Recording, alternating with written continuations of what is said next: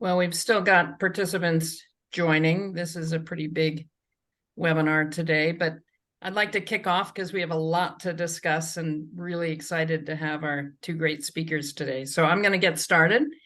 I'm Lauren Kelley. This is OPEXEngine, SaaS Conversations.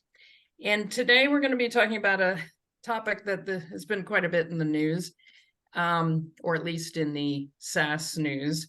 Pre-IPO SaaS, using benchmarks to prepare. There's been a lot of conversation about what's going on with SaaS companies in terms of whether they're going public. The markets are a little up and down, as we all know, 2023. And I am just so incredibly pleased to have two amazing speakers with us today.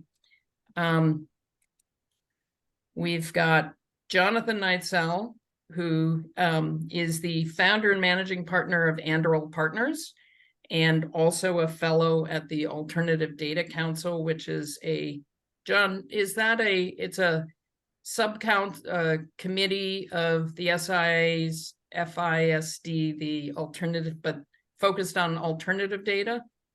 Yeah, it's basically a working group within the larger body of stands for Financial Information Services Division, which is an offshoot of the broader software industry, kind of focused group. And what it does is really focus on all things data. And for the financial services industry, that's how can we flow data, external data, internal data into decision making. And so it's about 300 of the world's largest financial services and related data vendor firms, and provides a kind of a great backdrop and a natural integration to this things that we'll talk about today. So really excited about it. Yeah, it's tremendous. And you're using that expertise and also the expertise that you built up over numerous years at Goldman Sachs, ending up as a chief data officer, as a board advisor in numerous companies. So super excited to have you here giving your perspective on these discussions. And then I also want to introduce Eric Mersch, good friend and colleague who have worked with over the last, 5-6 years. Eric is a partner at FLG Partners, also has been a board member and audit committee chair for software companies, SaaS companies, CFO, COO, CFO, and chief accounting officer, and even started his finance career as VP of Finance at How do you pronounce Harris. that? It's Harris. I just go through the airport in Las Vegas. I don't, not much of a gambler. But I also love that you started early on in the U.S. Navy as a lieutenant, and did something with nuclear submarines and the Navy SEALs. Right. I was a nuclear submarine officer and then later built tech products for the Navy SEALs. Cool. So you were the Dr. Q of... Oh, I never thought of that. But yes, I was in a way. It all comes together. We all have myriad sources of experience building up to where we're at today. But you also just recently wrote a tremendous book that I recommend to anybody called Hacking SaaS, which does a great job from a CFO's perspective, but putting in plain language the definitions and putting in context so many of the key operational metrics that are critical to the SaaS model that OPEXEngine's based on, and that any SaaS company is tracking and covering. But there is so much confusion out there about how to calculate those metrics and how to interpret them. And so super excited to have both of you on the discussion today. So we're going to talk about, first we'll set the scene a little bit with some of the metrics that are out there, what the landscape looks like. But then we're going to talk and focus on really the operational details of preparing for an IPO, what your positioning, reporting systems need to be, some of the best practices. And we encourage the audience to ask questions, put them in chat, please, and we will answer them if we can during the conversation, or there will be time at the end of this webinar to discuss them. So with that, we'll get started. Just setting the scene here. I think anyone who follows the SaaS market knows that 2020 and 2021 were pretty wild years in terms of SaaS IPOs. And then it's been down quite a bit since then. And there's lots of talk building up through 2023 as the markets turned out to actually, in some ways, be better this year than was expected. That there's a big backlog of companies out there. But multiples have definitely come down. And we can look at this in a number of different ways, but you can break it up by different sectors. You can break it up by different cohorts of years or by revenue size. But the bottom line is that SaaS multiples have come down since the heady days of, there were even companies with 50x revenue multiples in 2020 and going into 2021. So it's hard to get exact data on what the backlog is and which companies are, preparing for an IPO. And obviously that's determined by the market and investors and a variety of things. But needless to say, there's a lot of companies out there that are thinking about this as a future exit. Not exit, but way to move to the next stage. And I think that's one of the key messages here that we're going to be talking about, is that an IPO is not an exit. It is just another stage that a company needs to be prepared for. So with that, I just want to kick off the conversation. And let me start with Eric and say, Eric, what do you think are the key components for any company that's thinking about an IPO in the next couple of years?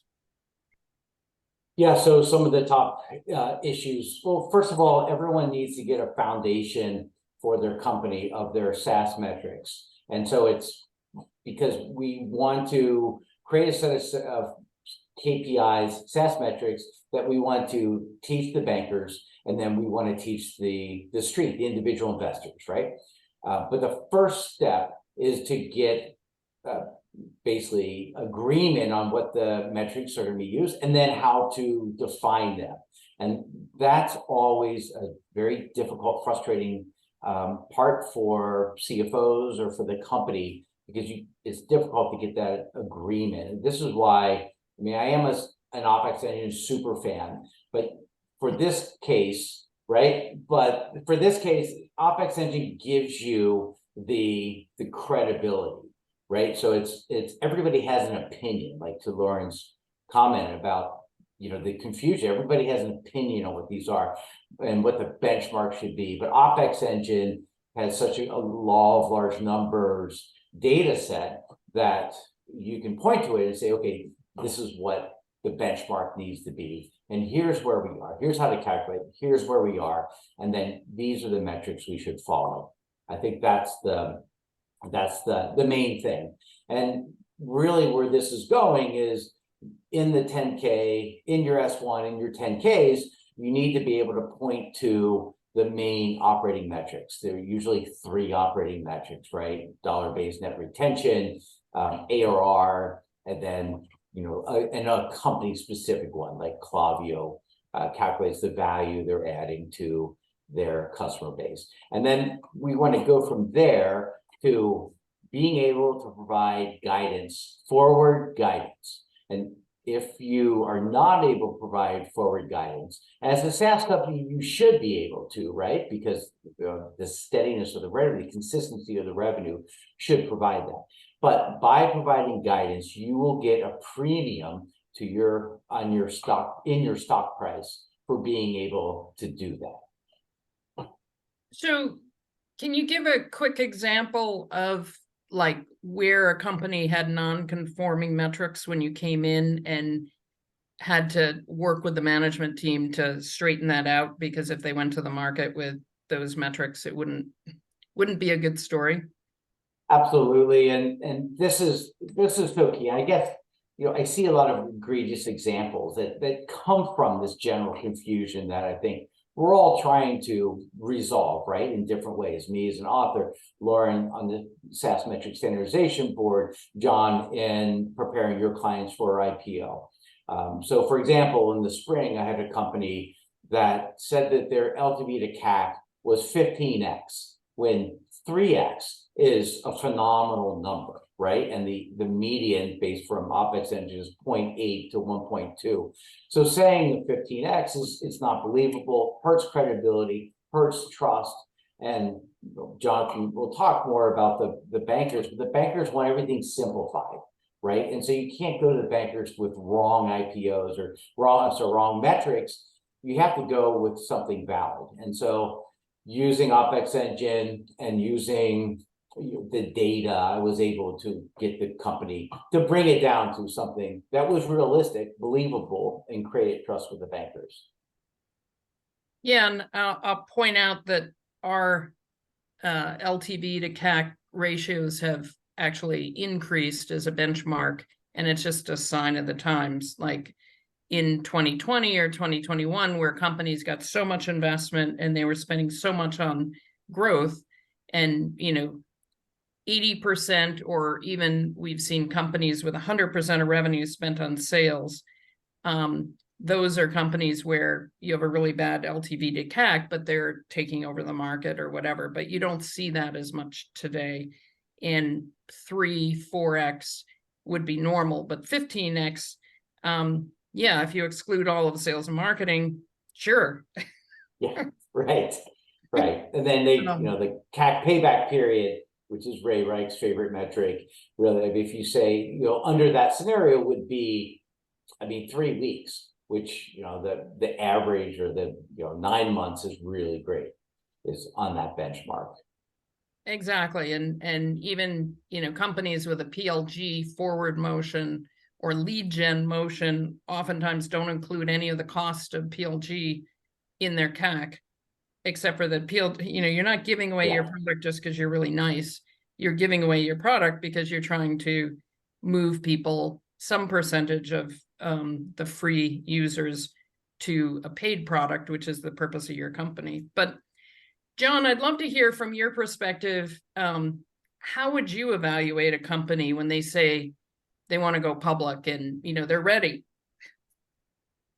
Well, I think right now, as you opened up with the, kind of the challenging slides, but the, significant building backlog of companies that are interested in, moving forward in their journey, it's a challenging time relative to the multiples that perhaps, they would like to receive. So if you're looking at, the next, 6 to 18 months of window and trying to figure out what to do, I always like to think about it as never letting a challenging time go to waste. And this is a perfect time to really make sure that that pitch is fully integrated. During times when the window is open, sometimes there's tremendous pressure to get out and there's not as much time to prepare and really think about, hey, what is the spending that we need to get done before we want to show the impact to our, OPEX or our gross margins. And so thinking about the spend plan and what the business will need, over the next, 6 to 24 months is a good time to see if you can pull forward, any of those large projects, particularly if they're ERP or distribution related. And then, thinking about what is our story as an integration. Sequoia had a great deck that they sent out to a number of portfolio companies recently. And they, basically said, whether you're trying to survive or you're trying to thrive, there's kind of 4 simple categories to think about your preparation and your business building in. And that is, story, metrics, financials, and valuation being the reward for having built a great business. When times are good and risk is on, we focus on the story and maybe that's enough. When times are challenging and the tide is out, then we tend to focus on more of, the protein, the muscle building in the business, and we focus on the metrics and how that's driving the financials. And I think, just echoing, Eric's comments, I think one of the things that we can do during this time, we have a little bit more of a window, is use benchmarks to establish third-party validity and a drawing together of the board, the C-suite, and then pushing that to the operational teams internally so that you're able to actually create the metrics that you want to be able to put in that pitch book or that IPO deck, and have the time to, to generate that improved business as you look at the IPO window, which may be a bit farther out than than a near-term fire drill. Yeah, no, that's so correct in terms of this is the time for companies to really get their act together, in a sense. I mean, having been in the tech industry for more than 25 years, we are an industry that loves hype and loves stories. And right now is not the time for hype, more hype than, something behind it. And so give me a sense of just some specific red flags that you've noticed when people come, companies come to you. I'm usually looking for their ability to explain their business in tangible actions.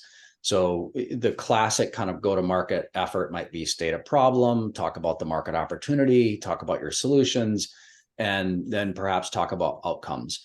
If that is just glossy and you can't tell me what does your go-to-market effort look like, how do you, provision your teams, what is the set of discussion points that open the door when you come to a competitive bake-off, what does that look like? What is the feedback from the clients or the pushback that you're getting? I'm looking for the ability to talk about that in a granular way. There's controversy around putting competition in the decks, but if you don't put it in, I either will assume that you're ignorant about the competition, or that you're not being fully genuine about what the environment is out there. Even if it's, you're selling a software solution and it's, your competition is Excel and email, then talk about what the workflow and the tape together is, and the, the cost to the client on that. But be specific about how you're targeting that selling motion and the value proposition. And I'm really looking for how well you understand the sales cycle, what your second and third, potential act might be, and how well do you understand the variance and the metrics that you're, potentially presenting.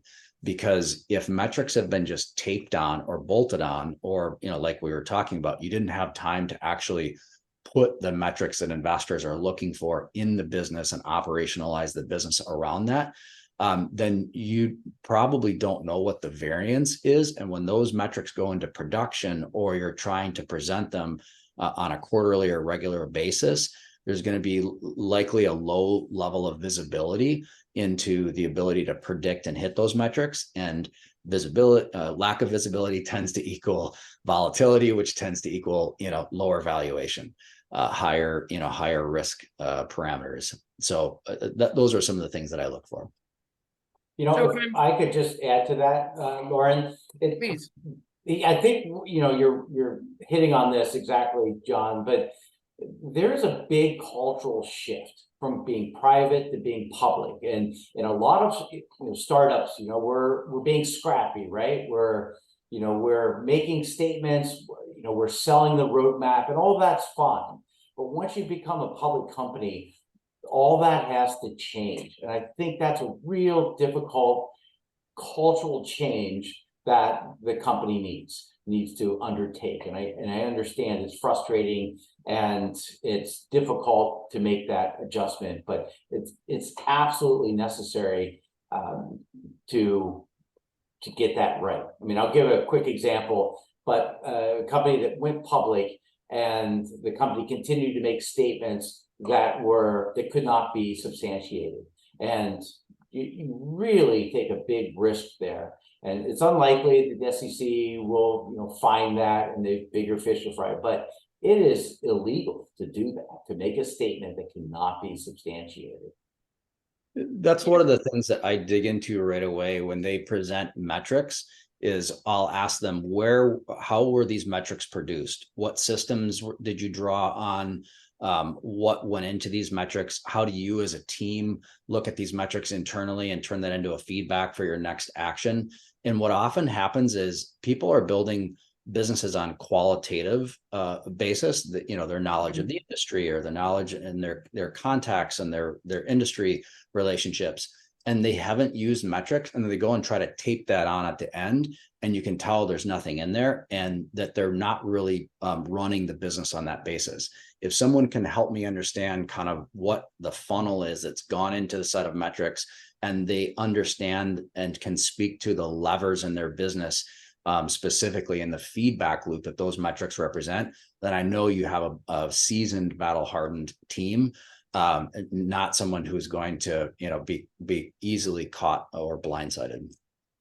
I think it's such a great point, just the culture and the type of communication. Having been responsible for all the revenue of a company that went from, you know, private to public, and working closely with finance and leading up to, you know, post IPO, the quarterly analyst calls that everyone dreads.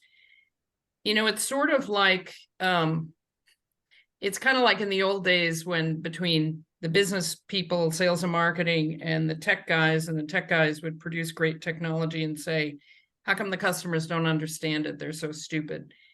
A lot of tech companies, you know, especially if you are fast enough growth and have a great product so that you get to the point to consider going public, you can have this attitude of, these investor questions are really annoying and it's really stupid. Don't they get how great we are? Because, and for all the finance and FP&A folks who are on the call now, I think I can't underscore enough Eric's comment about the cultural shift, because up until the point you go public, the story that FP&A is telling is for management who already knows the business, and the board who hopefully also pretty much knows the business and is bought into it. Even the investors on your board, they bought into the story already. And now FP&A needs to put together a metrics, you know, a battle-hardened, you know, validated metrics story that someone who doesn't know anything about your business and doesn't care about your business needs to buy into. And so I think part of the question, you know, another question to both of you is, what will the bankers and the, you know, investors not really tell you when you come and present them? And because they're still going to be nice to you. We're in a, you know, world where it's an incestuous small, you know, industry. And so they're not going to really tell you the true story. I think both of you have great answers and insights to that. John, why don't you go first? It's a very good point that you're making. I think getting real feedback is gold, and it's rare. And so setting oneself up for success in that is understanding the data is really the bridge for conviction transfer. I don't know how many times I've heard from management teams, trust us, we understand our industry. Our response as investors is generally, we won't. You know, we've been burned enough times to know better than to simply, you know, take your word for it. So help us get worse. They won't say anything, but right. That's what they're thinking. Yep, discount. Exactly. But the data and the metrics are a bridge to extend conviction transfer, and it's true internally, whether it's the teams that you're working with and you want validation and trust and shared vision, or it's externally and you want to say, you know, I'm going to tell you a story of how we've built this company, but then I'm going to verify it with data so that we can progress on this journey together. That I think is a real opportunity, you know, for people who are looking for next chapters in their liquidity journey. Awesome. Well, I would just add on to what John said, but the you know, bankers are skeptical by nature because they see lots of companies and people coming to them and selling the vision and the greatness of the idea. And so you're at negative points when you go into a banker review. On the feedback, I'll just give an example, but on investment bankers' performance review for their companies, one of the areas they're ranked on is ability to give bad information in a good way. And so it's to John's point, you will not be they're incentivized to be able to do that. And so you're not going to get the positive review. It's going to be the compliment sandwich. Boy, love your stuff. Doesn't make sense for us now. Love your stuff. Doesn't make sense for us now. Can't wait to bank you in the future. And so, and you get one bite at that apple, really, because then if you are holding banker bake-offs, and all these folks talk, and if you do a full run, you know, they're gonna, you know, you're gonna get a bad name. No, that's really important. I'm gonna move into just a couple of slides that we put together, just showing two different classes of recent IPOs, 2020 class and the 2021 class, just looking at where their metrics are as of the most recent year. So either 2022 or the year ending January 23 or sometime in 23. But the average, so for 2020, the average market cap, and this is current, based on current market caps as of the last like 48 hours. So this group is actually, I mean, because of these guys and a couple of high performers. And so you can look at where their numbers are, their growth rate, you know, Snowflake is always, they're hardly a snowflake. They're like really good performer, even if people argue about their net dollar retention. And, you know, they are market leader in their space. So that's a little bit higher, but you can still see EBITDA in the negatives for these companies because they can justify it because they have decent growth. For 2021, the numbers are market cap to revenue multiple is a little bit lower. And it's interesting that EBITDA's averages are a little bit lower, and there's not quite as many in that class that have the high, you know, incredible growth rates that, and if you took some of the extreme ones out, you wouldn't see quite as much quite as high of an average on growth rate or EBITDA. But I wanted to dig in a little more deeply into, you know, the story, the reporting, the systems, and also the organizational structures. What changes do you need to make there? Do you want to, in terms of that, Eric, do you want to give us a sense of, you know, sort of what's your immediate playbook if you were going into a company that was, you know, hired you as CFO or as a, you know, CFO to advise the current team on what they need to do? What would be your go-to playbook there? Yeah, so I'm an operator at heart, and so I came through the ranks in that way. And I would say it's very important to get the systems correct, right? Systems working. I've seen a number of failed implementations of systems, and then what does everyone do? They resort back to Excel files. And you know, the biggest mistake I see in financial reporting is that the FP&A team produces a P&L forecast, but does not do the balance sheet and cash flow forecast. And so, or that's done separately. It's the treasury reports extend out, but it's not connected. So you need three reporting systems in effect.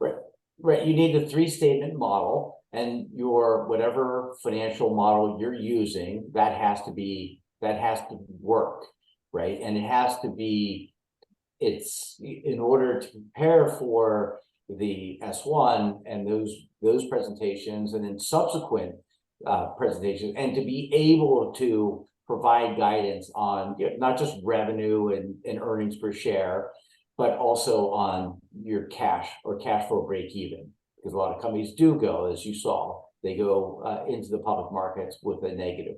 So the ability to say, we're going to be cash flow positive here or not, you know, however, whatever the strategy is, whatever the story is, you need to back that up with, you know, a systematized 3-statement model and systematized KPIs. If you're doing it on Excel, you will make mistakes, right? You can make mistakes with systems too, but you will make mistakes if you're downloading information from your FP&A software, like an Anaplan or Planful, very good systems, right? But if you're downloading that information and manipulating in Excel, you're going to make mistakes, and the management team will go into these meetings and have to revise them.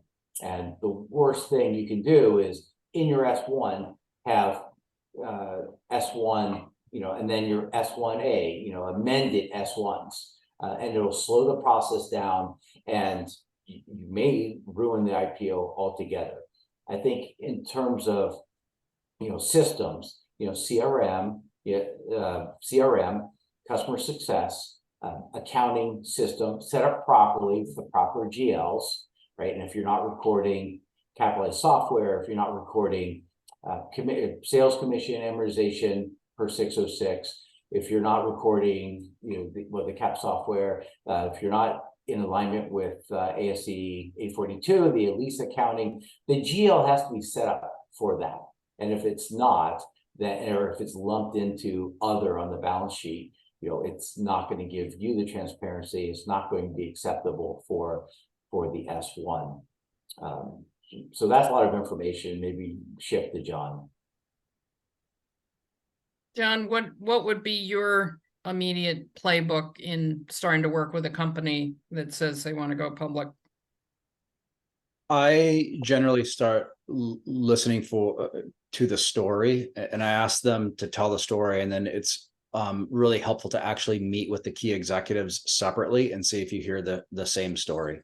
I notice a lot of times that there are multiple narratives about what the story is, and that's often a function of, hey, everybody's been in their lane. They've been kind of focusing on their piece of the business, and they haven't thought about being viewed as a single entity relative to the investment community. And so I often start by asking some really basic questions. What do you do? How do you evaluate success or failure? What are the key points, in your business? And when you go to start reflecting that in the deck or in the conversation that you have, what is the key message that you want to get across?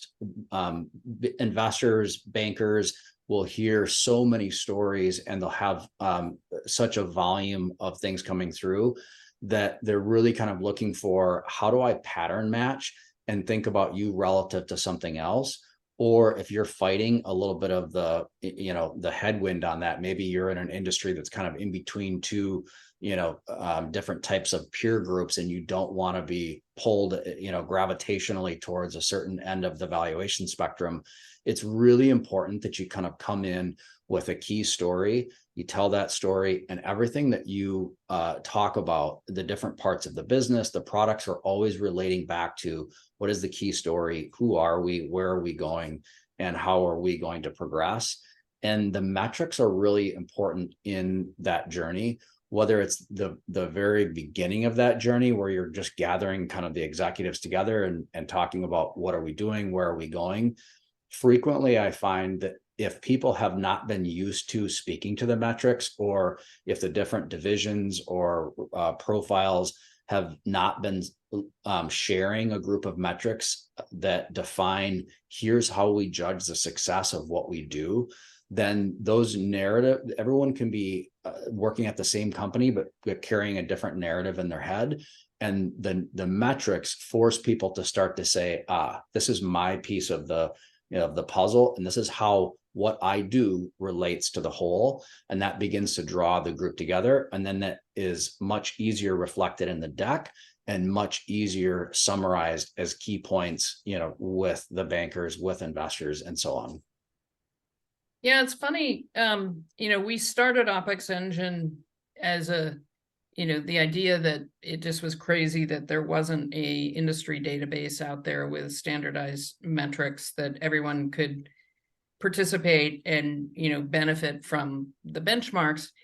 But the two big value propositions or uses that we've heard over and over again over the years from customers is, one, just doing the benchmarking with us, stress tested their ability to produce the metrics in order to do a benchmarking, because they're missing half of them, or their systems aren't able to produce them easily. I mean, when we built the original survey, it was like, yeah, any company can answer these questions, and we try and run the benchmarking within a couple of weeks with a company, but whether it's the inability to get the metrics or people within the company not really understanding how it all relates together and where the metrics are, and only a few people, to Eric's point of, if you're finalizing the metrics in Excel, that means somebody did that late at night, and maybe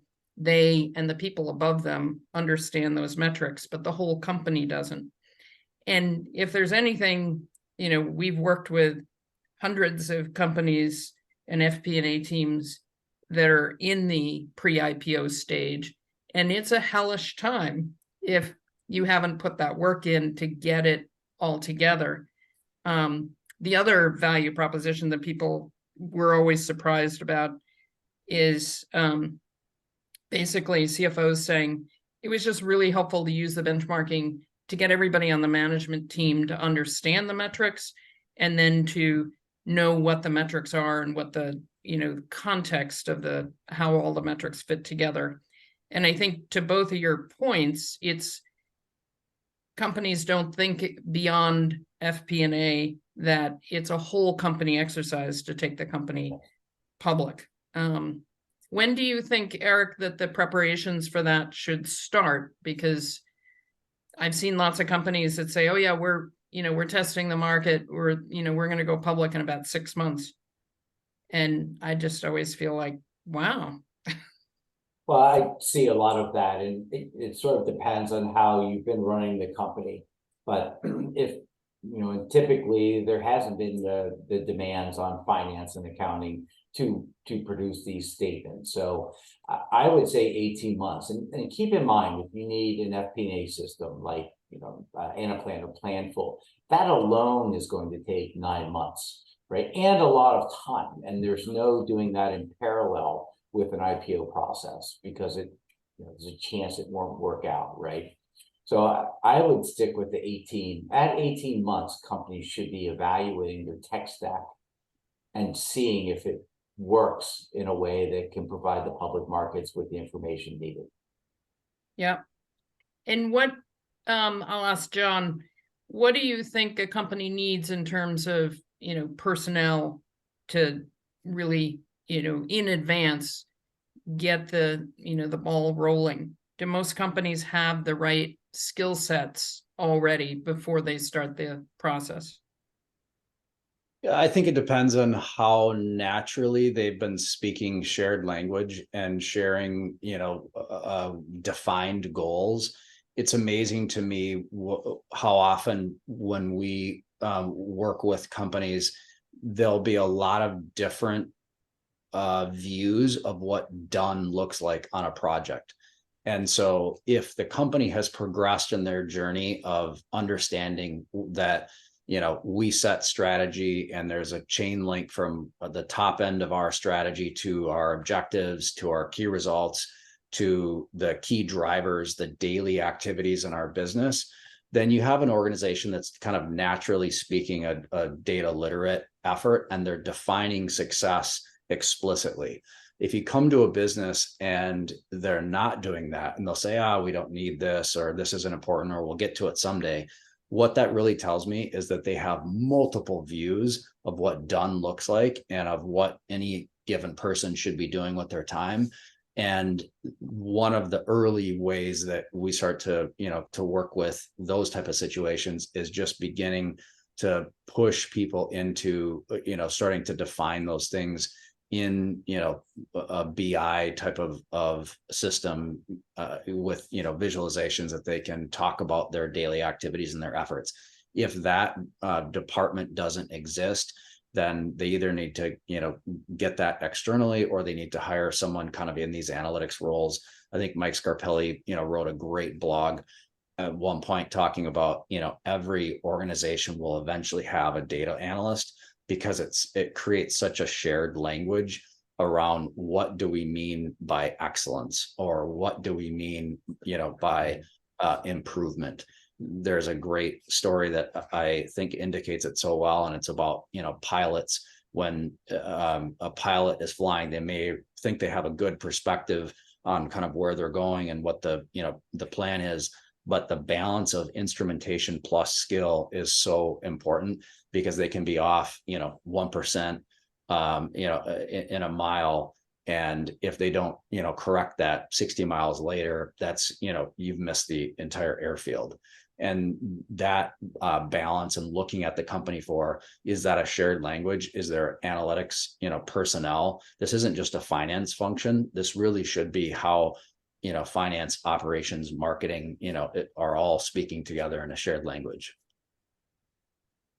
Yeah, Well, I would just add, oh, sorry, Lauren, but I would add just a specific hire. So an IR person, a robust RevOps team with a deal desk person, an SEC reporting manager, because someone has to draft the S1. Remember that, right? And that's it. The bankers don't do that for you. And then so IR person, and then somebody in legal who understands SEC rules of messaging. no, that's great. In how do you make sure, I mean, to that point of the metrics and the skill and then the new hires, how do you make sure that everyone, you stress test the metrics, but then make sure that everyone is aligned and really digging in to make sure that everyone really understands it? Because I've also seen a lot of companies where the idea is that finance is just going to run with the IPO, and the rest of the company is going to sort of operate as usual, because obviously you also need the company to meet or exceed the performance that is being promised to the market. But it does create this sort of ignorance or lack of communication, if you will, about what's going on and the metrics. But they're doing real work, not counting beans. Yeah. So the CFO has to keep FP&A on target in terms of putting the metrics together, work with the external market. But then what do you think the CFO has to do internally? What's their role in terms of communicating the metrics and the story?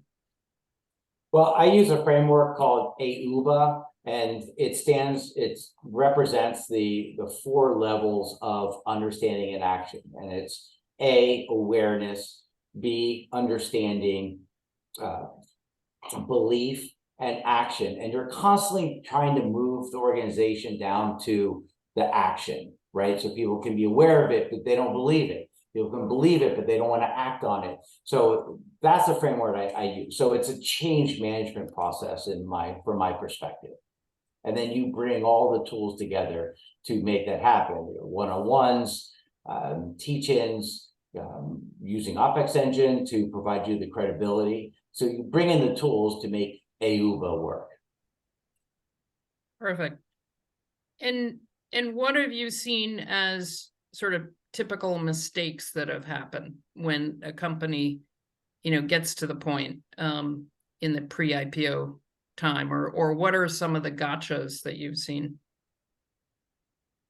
Well, I would sort of echo what John said earlier, but everybody on the team has to speak with one voice.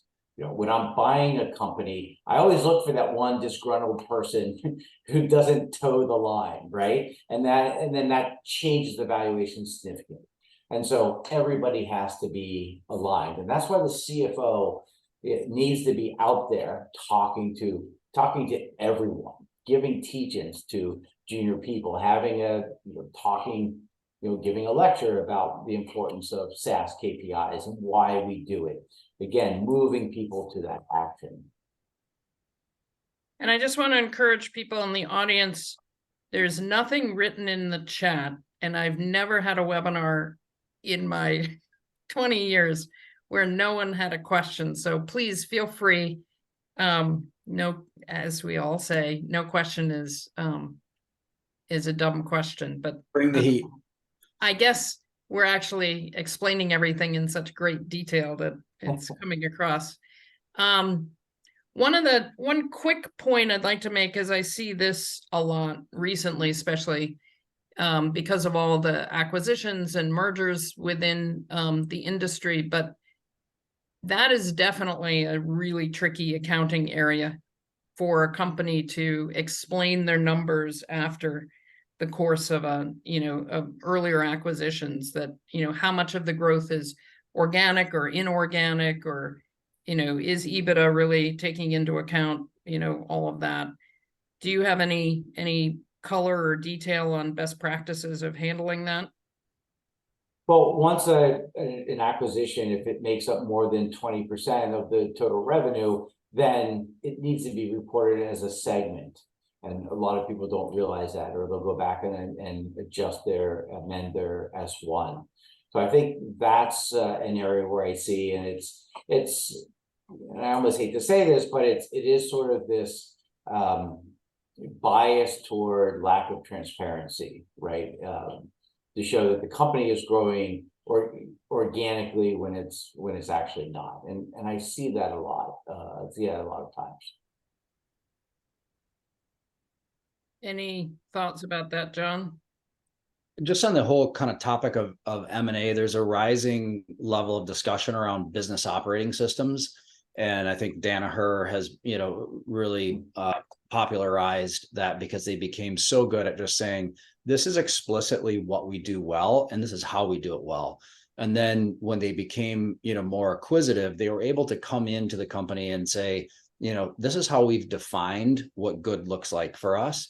And I think that's an excellent way to, have the early conversations around how do you calculate, your various numbers. If you come in with kind of your, basic set of metrics and say, look, this is how we're going to evaluate success. This is how these things are going to report. This is how we're going to task and think about operations. Then everyone is able to quickly align to, hey, do we even have those reporting systems? How have we calculated things differently, which, could influence your valuation? How comfortable are we, or do we see any issues with that becoming operationalized and being held accountable for that? That to me creates really interesting conversations when you start saying, this is how we're going to evaluate success. And, personally, you will share in that. And all of a sudden now, whatever was happening in the back of their mind that they weren't necessarily, referencing tends to come out and become a discussion. And so I would just add on the conversation around, M&A, and as we think about potentially different types of exits or, integrations, given the liquidity environment and kind of valuations, I think that is a really powerful way to make explicit what is unique about you. How do you think about the world? And then how do you share that with others? Yeah, absolutely. I think the difference between preparing for an IPO and preparing for M&A, there's so many parallels there that all of this makes sense. Thank you for everyone who's putting questions into the Q&A. Apologies about the chat not working. We'll get that fixed, but Q&A seems to be working well, so appreciate that. Just thought I'd wrap up as we go into sort of best practice recommendations. Some information. I think, John, you shared this. This is from Morgan Stanley recently. Top 5 most common metrics disclosed at IPO versus disclosed ongoing as a company is public. And I think these are all very standard metrics that any company, this is just sort of, the lowest level of metrics that you need to be able to track. And this is an interesting chart that really looks at a whole variety of metrics and a broader sense of how many companies disclose them at IPO versus ongoing disclosure. But in the interest of time, and so we can get to a couple of the questions, John, do you want to share, what would you say are your top 3 best practice recommendations for companies thinking about IPO or thinking about M&A?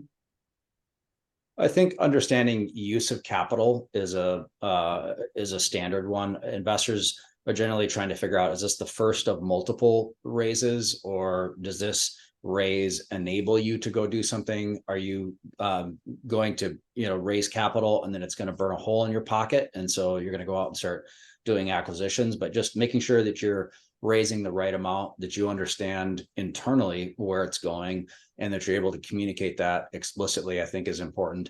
And then, we've been talking about the benchmarks. I've seen a fair amount of hesitancy and caution where companies say, oh, I'm not really sure I'm ready for the benchmarks, or, we just have so much work to do to get ready. Look, the benchmark is just between, you as a company initially. Nobody is going to share that or hold you to it. And it's really important to kind of boil down, what you think to be true and what, is actually being observed and shared internally. I'm amazed, personally, when I got the Apple Watch and I started looking at move goals, I told myself a narrative about how active I was every day. And then I started looking at the trend analysis, and it was a real wake up call. And I think the value of these benchmarks, whether you think the IPO is near or far, is a tremendous opportunity to have a shared conversation around just, hey, figure in the wind. We know this isn't perfect, but let's just get a snapshot so that we understand where we are and how we can improve going forward. That's great. Thank you. Eric, what are your 3 recommendations? Yeah, so, number one, get the KPIs down. Make sure you go through the AUBA process or whatever process you use to get the buy-in. Make sure they're systematized so everyone knows where they come from and how they're being calculated.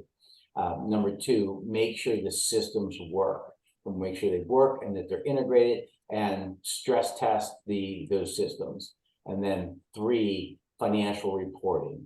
You must get the financial reporting down in an easy way to allow management to provide forward guidance.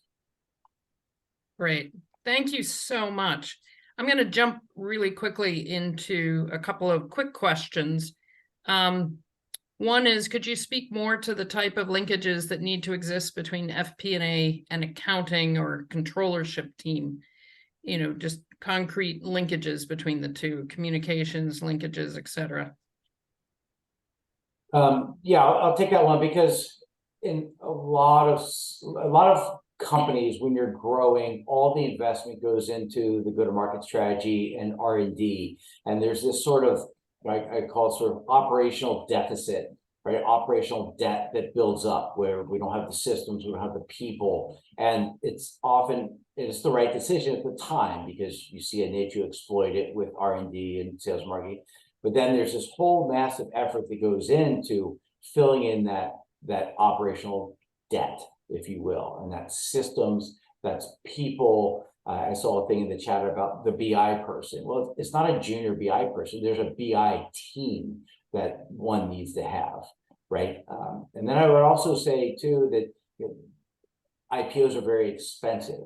When you're growing your business, you're being cautious with your investments, but so it's hard to think through, how much money we should invest to get public. And this is not the time to skimp on things. This is the time to build out fully, fix that operational debt. Yeah. To the question about a data analyst role, is it junior, senior? What should they be able to do specifically? And what are your expectations if you're managing them? What should your expectations be? John, do you want to give your perspective? And then Eric, I'm sure, has some thoughts on that as well. Sure. There's a quote here that I love to reference, and that is, good data drives great questions. And I think sometimes we really overcomplicate things and try to come up with a lot of sophistication that then is really heavy and expensive, and perhaps people don't even reference it. And I would just start out with doing, basic linkages between what is this, the key strategies of the firm, what are the objectives and kind of the responsibility holders, how does that roll into then key results, and what are the key drivers, the daily activities that people are tasked with doing every day. How much of that can we see right now?